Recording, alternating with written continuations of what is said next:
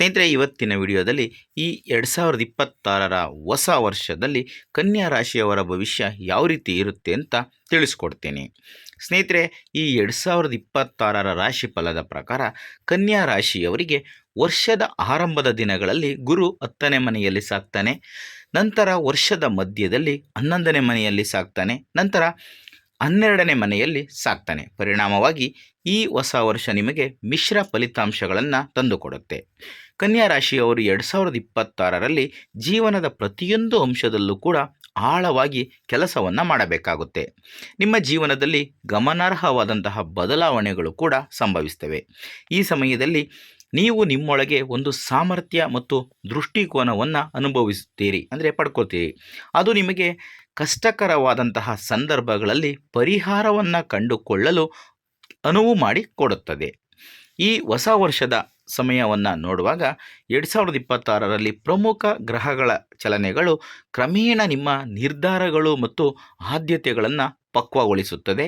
ಇದು ನಿಮ್ಮ ಯೋಜನೆಗಳನ್ನು ಬಲಪಡಿಸಲು, ಹಳೆಯ ಪ್ರಯತ್ನಗಳನ್ನು ಸ್ಥಿರಗೊಳಿಸಲು ಮತ್ತು ಹೊಸ ಅವಕಾಶಗಳನ್ನು ಸದುಪಯೋಗಪಡಿಸಿಕೊಳ್ಳಲು ಸಹಾಯವನ್ನು ಮಾಡುತ್ತದೆ.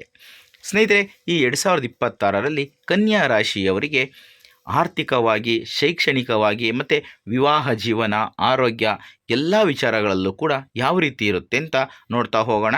ಅದಕ್ಕಿಂತ ಮೊದಲು ನೀವೇನಾದರೂ ನಮ್ಮ ಚಾನಲ್ಗೆ ಹೊಸಬರಾಗಿದ್ದರೆ ದಯವಿಟ್ಟು ಈ ಕೂಡಲೇ ಸಬ್ಸ್ಕ್ರೈಬ್ ಮಾಡ್ಕೊಳ್ಳಿ. ಹಾಗೆ ಪಕ್ಕದಲ್ಲಿ ಬರೋ ಬೆಲ್ಲೈಕನ್ ಒತ್ತೋದನ್ನು ಯಾವುದೇ ಕಾರಣಕ್ಕೂ ಮರಿಬೇಡಿ.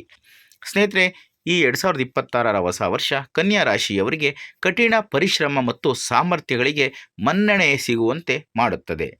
ಸ್ನೇಹಿತರೆ, ನಿಮಗೆ ಈ 2026ರ ಹೊಸ ವರ್ಷದಲ್ಲಿ ಆರ್ಥಿಕ ಪರಿಸ್ಥಿತಿ ಯಾವ ರೀತಿ ಇರುತ್ತೆ ಅನ್ನೋದನ್ನು ಮೊದಲು ನೋಡ್ತಾ ಹೋಗೋಣ. ನೀವು ನಿಮ್ಮ ಕೆಲಸದ ಸ್ಥಳದಲ್ಲಿ ಹೆಚ್ಚು ಜಾಗರೂಕತೆಯಿಂದ ಇರಬೇಕಾಗುತ್ತೆ. ಶಿಸ್ತುಬದ್ಧರಾಗಿ ಮತ್ತು ಜವಾಬ್ದಾರಿಯುತರಾಗಿ ನೀವು ಇರ್ತೀರಿ. ಜೂನ್ 2026ರ ನಂತರ ಗುರುವು ಕಟಕ ರಾಶಿಗೆ ಪ್ರವೇಶಿಸುವುದರಿಂದ ನಿಮ್ಮ ಜವಾಬ್ದಾರಿಗಳು ಹೆಚ್ಚಾಗುತ್ತವೆ.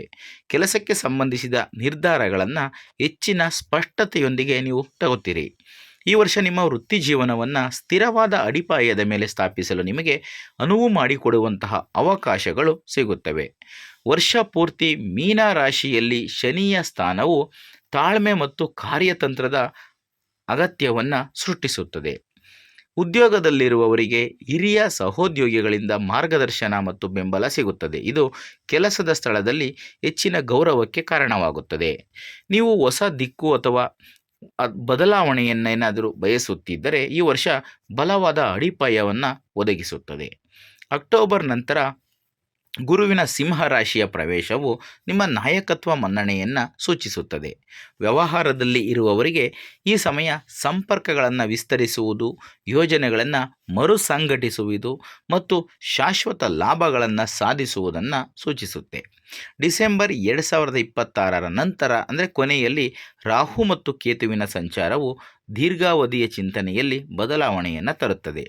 ತಾಳ್ಮೆ ಮತ್ತು ಸ್ಥಿರತೆಯಿಂದ ಮಾಡಿದ ಪ್ರತಿಯೊಂದು ಪ್ರಯತ್ನವು ವರ್ಷದ ಅಂತ್ಯದ ವೇಳೆಗೆ ಸಕಾರಾತ್ಮಕ ಫಲಿತಾಂಶಗಳನ್ನು ನೀಡುತ್ತದೆ.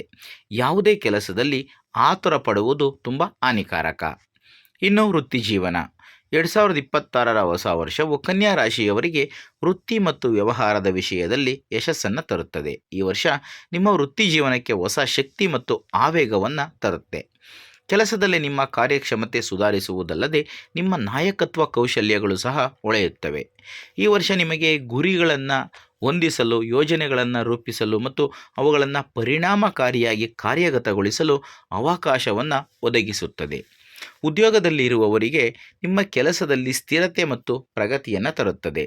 ಅನೇಕ ವ್ಯಕ್ತಿಗಳಿಗೆ ಹೊಸ ಜವಾಬ್ದಾರಿಗಳು ಸಿಗುತ್ತವೆ. ಇದು ನಿಮ್ಮ ಸಾಮರ್ಥ್ಯಗಳನ್ನು ಮತ್ತಷ್ಟು ಬಲಪಡಿಸಿಕೊಳ್ಳಲು ಸಹಾಯ ಮಾಡುತ್ತದೆ. ನೀವು ಉದ್ಯೋಗ ಬದಲಾವಣೆಯನ್ನು ಬಯಸುತ್ತಿದ್ದರೆ ಸರಿಯಾದ ಸಮಯದಲ್ಲಿ ನೀವು ಉತ್ತಮ ಆಯ್ಕೆಗಳನ್ನು ಕಂಡುಕೊಳ್ಳಬಹುದು. ವ್ಯವಹಾರದಲ್ಲಿ ಇರುವವರಿಗೆ ಈ ವರ್ಷ ಬೆಳವಣಿಗೆ ಮತ್ತು ವಿಸ್ತರಣೆಯನ್ನು ಸೂಚಿಸುತ್ತೆ. ಪಾಲುದಾರಿಕೆಯಲ್ಲಿರುವವರಿಗೆ ಪ್ರಯೋಜನಕಾರಿಯಾಗುತ್ತೆ, ಆದರೆ ತುಂಬ ಎಚ್ಚರಿಕೆ ಅಗತ್ಯ. ನೀವು ಹೊಸ ಯೋಜನೆಗಳು, ಹೊಸ ಸಂಪರ್ಕಗಳು ಮತ್ತು ಹೊಸ ಅವಕಾಶಗಳಲ್ಲಿ ನಿಮ್ಮನ್ನು ನೀವು ತೊಡಗಿಸಿಕೊಳ್ಳಬಹುದು. ಕೆಲಸವು ಸ್ವಲ್ಪ ಒತ್ತಡವನ್ನು ಅನುಭವಿಸಿದರೂ ಕೂಡ ನಿಮ್ಮ ಆತ್ಮವಿಶ್ವಾಸವು ನಿಮ್ಮ ಸರಿಯಾದ ದಿಕ್ಕಿನಲ್ಲಿ ನಡೆಯುವಂತೆ ಮಾಡುತ್ತದೆ. ಈ ವರ್ಷ ನಿಮ್ಮ ನಿರ್ಧಾರಗಳು ದೂರಗಾಮಿ ಫಲಿತಾಂಶಗಳನ್ನು ನೀಡಬಹುದು, ಆದ್ದರಿಂದ ಆತುರ ಪಡದೇ ಇರುವುದು ತುಂಬ ಒಳ್ಳೆಯದು. ಇನ್ನು ವೈವಾಹಿಕ ಜೀವನ. ಈ 2026ರ ಹೊಸ ವರ್ಷ ನಿಮ್ಮ ವೈವಾಹಿಕ ಜೀವನದಲ್ಲಿ ಮಿಶ್ರ ಪರಿಣಾಮಗಳನ್ನು ತರುತ್ತದೆ. ಆರಂಭಿಕ ತಿಂಗಳಿನಲ್ಲಿ ಸಂಗಾತಿಯ ಆರೋಗ್ಯದಲ್ಲಿ ಸ್ವಲ್ಪ ಏರುಪೇರು ಆಗಬಹುದು. ಇದು ವೈವಾಹಿಕ ಜೀವನಕ್ಕೆ ಸ್ವಲ್ಪ ತೊಡಕಾಗಬಹುದು. ಈ ಸಮಯದಲ್ಲಿ ದಾಂಪತ್ಯ ಜೀವನದಲ್ಲಿ ಸವಾಲುಗಳು ನಿಸ್ಸಂದೇಹವಾಗಿ ಬಂದೇ ಬರುತ್ತವೆ. ಆದರೆ ನಿಮ್ಮ ಸಂಗಾತಿಯ ತಿಳುವಳಿಕೆ ಮತ್ತು ನಿಮ್ಮ ತಿಳುವಳಿಕೆಯಿಂದ ನೀವು ಆ ಸಂದರ್ಭಗಳನ್ನು ಸುಲಭವಾಗಿ ಎದುರಿಸಲು ಸಾಧ್ಯವಾಗುತ್ತದೆ. ನಿಮ್ಮ ಸಂಗಾತಿಯು ಉದ್ಯೋಗದಲ್ಲಿದ್ದರೆ ಅವರ ಕಠಿಣ ಪರಿಶ್ರಮವು ಫಲವನ್ನು ನೀಡುತ್ತದೆ. ಅವರು ನಿಮಗೆ ಸಾಕಷ್ಟು ಸಮಯವನ್ನು ನೀಡಲು ಸಾಧ್ಯವಾಗದೇ ಇರಬಹುದು, ಆದರೆ ನೀವು ಅದಕ್ಕೆ ಹೊಂದಿಕೊಂಡು ಹೋಗಬೇಕು. ನಿಮ್ಮ ಸಂಗಾತಿಗೆ ಅವರ ಪಾಲಿನ ಸಮಯವನ್ನು ನೀಡಬೇಕು. ಮಾರ್ಚ್ವರೆಗೆ ಮಕ್ಕಳ ಸ್ವಭಾವವು ಸ್ವಲ್ಪ ಅಸಮಾಧಾನಗೊಂಡಿರಬಹುದು. ಅವರು ಸಣ್ಣ ವಿಷಯಗಳಿಗೆ ಕಿರಿಕಿರಿಗೊಳ್ಳಬಹುದು ಮತ್ತು ಯಾವುದೋ ವಿಷಯದ ಬಗ್ಗೆ ಸ್ವಲ್ಪ ಹಠಮಾರಿಗಳಾಗಬಹುದು. ಅಕ್ಟೋಬರ್ನಲ್ಲಿ ಶುಕ್ರನು ಕನ್ಯಾ ರಾಶಿಯಲ್ಲಿ ಸಾಗುತ್ತಾನೆ. ಇದು ಅವರ ವೈವಾಹಿಕ ಜೀವನಕ್ಕೆ ಸಂತೋಷವನ್ನು ತರುತ್ತದೆ. ಅವರ ಆರೋಗ್ಯದಲ್ಲಿಯೂ ಇಳಿಕೆ ಕಂಡುಬರಬಹುದು. ಆದ್ದರಿಂದ ಅವರ ಆರೋಗ್ಯದ ಬಗ್ಗೆ ಸ್ವಲ್ಪ ಕಾಳಜಿಯನ್ನು ವಹಿಸುವುದು ಒಳ್ಳೆಯದು. ಆದರೂ ಅವರ ಸ್ವಭಾವದಲ್ಲಿ ಸ್ವಲ್ಪ ಸುಧಾರಣೆಯನ್ನು ಕಾಣುವ ಸಾಧ್ಯತೆ ಇದೆ. ಈ ವರ್ಷ ನವವಿವಾಹಿತ ದಂಪತಿಗಳು ಮಕ್ಕಳಿಗೆ ಸಂಬಂಧಿಸಿದ ಕೆಲವೊಂದು ಒಳ್ಳೆಯ ಸುದ್ದಿಯನ್ನು ಪಡೆಯಬಹುದು. ನಿಮ್ಮ ಸಂಗಾತಿಯಿಂದ ಏನಾದರೂ ಲಾಭವನ್ನು ಪಡೆಯುವ ಬಲವಾದಂತಹ ಸಾಧ್ಯತೆಗಳು ಕಂಡುಬರುತ್ತವೆ. ಇನ್ನು ಆರೋಗ್ಯ. ಈ 2026ರಲ್ಲಿ ಕನ್ಯಾ ರಾಶಿಯವರಿಗೆ ಆರೋಗ್ಯದ ವಿಷಯದಲ್ಲಿ ಮಿಶ್ರ ಫಲ ಸಿಗುತ್ತೆ. ವರ್ಷದ ಆರಂಭವು ಸಾಮಾನ್ಯವಾಗಿರುತ್ತೆ, ಆದರೆ ಆಯಾಸ, ಒತ್ತಡ ಅಥವಾ ಹವಾಮಾನದಿಂದ ಉಂಟಾಗುವ ಯಾವುದೇ ಸಮಸ್ಯೆಗಳ ಬಗ್ಗೆ ನೀವು ಅಜಾಗರೂಕತೆಯನ್ನು ತೋರಬಾರದು, ಜಾಗ್ರತೆಯಿಂದ ಇರಬೇಕು. ವರ್ಷವಿಡೀ ಮೀನ ರಾಶಿಯಲ್ಲಿ ಶನಿಯ ಸ್ಥಾನವು ಶಿಸ್ತು ಮತ್ತು ಕ್ರಮಬದ್ಧತೆಯ ಅಗತ್ಯತೆಯನ್ನು ಸೂಚಿಸುತ್ತೆ. ಕ್ರಮೇಣ ನಿಮ್ಮ ಶಕ್ತಿ ಮತ್ತು ಸಹಿಷ್ಣುತೆ ಸುಧಾರಿಸುತ್ತದೆ, ಏಕೆಂದರೆ ವರ್ಷ ಪೂರ್ತಿ ಮೀನ ರಾಶಿಯಲ್ಲಿ ಶನಿ ಸಂಚಾರವನ್ನು ಮಾಡ್ತಾ ಇರ್ತಾನೆ. ಜೂನ್ 2026ರ ನಂತರ ಕರ್ಕಾಟಕ ರಾಶಿಗೆ ಗುರುವಿನ ಪ್ರವೇಶ ಆಗುತ್ತೆ. ಅದು ನಿಮ್ಮ ಆರೋಗ್ಯದ ಅರಿವನ್ನು ಹೆಚ್ಚಿಸುತ್ತೆ. ಈ ವರ್ಷ ಆರೋಗ್ಯಕರ ಮತ್ತು ಶಿಸ್ತಿನ ಜೀವನ ಶೈಲಿಯನ್ನು ಅಳವಡಿಸಿಕೊಳ್ಳಲು ಉತ್ತಮವಾದಂತಹ ಸಮಯ. ಯೋಗ, ಧ್ಯಾನ ಮತ್ತು ಲಘು ವ್ಯಾಯಾಮವು ನಿಮಗೆ ಸಹಾಯವನ್ನು ಮಾಡುತ್ತದೆ. ನಿಮಗೆ ಯಾವುದೇ ದೀರ್ಘಕಾಲದ ಆರೋಗ್ಯ ಸಮಸ್ಯೆಗಳಿದ್ದರೆ ನಿಮ್ಮ ಬಗ್ಗೆ ಕಾಳಜಿಯನ್ನು ವಹಿಸಬೇಕು. ಅಕ್ಟೋಬರ್ ನಂತರ ಗುರುವಿನ ಸಿಂಹ ರಾಶಿಯ ಪ್ರವೇಶವು ನಿಮ್ಮ ಆತ್ಮವಿಶ್ವಾಸವನ್ನು ಹೆಚ್ಚಿಸುತ್ತದೆ. ಸಮತೋಲಿತ ಆಹಾರವನ್ನು ಕಾಪಾಡಿಕೊಳ್ಳಿ ಮತ್ತು ಅನಿಯಮಿತ ದಿನಚರಿಗಳನ್ನು ತಪ್ಪಿಸಿ. ವರ್ಷದ ಕೊನೆಯ ಹಂತದಲ್ಲಿ ರಾಹು ಮತ್ತು ಕೇತುವಿನ ಸ್ಥಾನವು ನಿಮ್ಮ ಜೀವನ ಶೈಲಿಯ ಬಗ್ಗೆ ಜಾಗರೂಕತೆಯಿಂದ ಇರಬೇಕು ಎಂದು ಸಲಹೆಯನ್ನು ತಿಳಿಸುತ್ತೆ.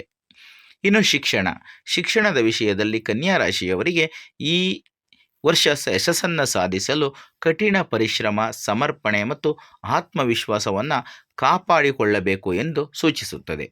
ಅದೃಷ್ಟವು ಕಡಿಮೆ ಪ್ರಯತ್ನದಿಂದ ಹೆಚ್ಚಿನ ಯಶಸ್ಸಿಗೆ ಕಾರಣವಾಗುತ್ತದೆ. ಅಧ್ಯಯನದಲ್ಲಿ ಸ್ಥಿರತೆಯನ್ನು ಕಾಪಾಡಿಕೊಳ್ಳುವುದು ಮತ್ತು ನಿಮ್ಮ ಗುರಿಗಳ ಮೇಲೆ ಕೇಂದ್ರೀಕರಿಸುವುದು ಅತ್ಯುತ್ತಮ ಫಲಿತಾಂಶಗಳನ್ನು ನೀಡುತ್ತದೆ. ಜೂನ್ 2026ರ ನಂತರ ಗುರುವಿನ ಪ್ರಭಾವವು ನಿಮ್ಮ ಜ್ಞಾನ ಮತ್ತು ಕೌಶಲ್ಯಗಳನ್ನು ಹೆಚ್ಚಿಸುತ್ತದೆ. ನೀವು ಸ್ಪರ್ಧಾತ್ಮಕ ಪರೀಕ್ಷೆ, ಉನ್ನತ ಶಿಕ್ಷಣ ಅಥವಾ ವಿಶೇಷ ಕೋರ್ಸ್ಗೆ ತಯಾರಿಯನ್ನು ನಡೆಸುತ್ತಿದ್ದರೆ ಈ ವರ್ಷ ಅತ್ಯಂತ ಅನುಕೂಲಕರವಾಗಿರುತ್ತದೆ. ವರ್ಷದ ಮಧ್ಯದಲ್ಲಿ ತಾಳ್ಮೆ ಮತ್ತು ಶಿಸ್ತು ತುಂಬ ಮುಖ್ಯ.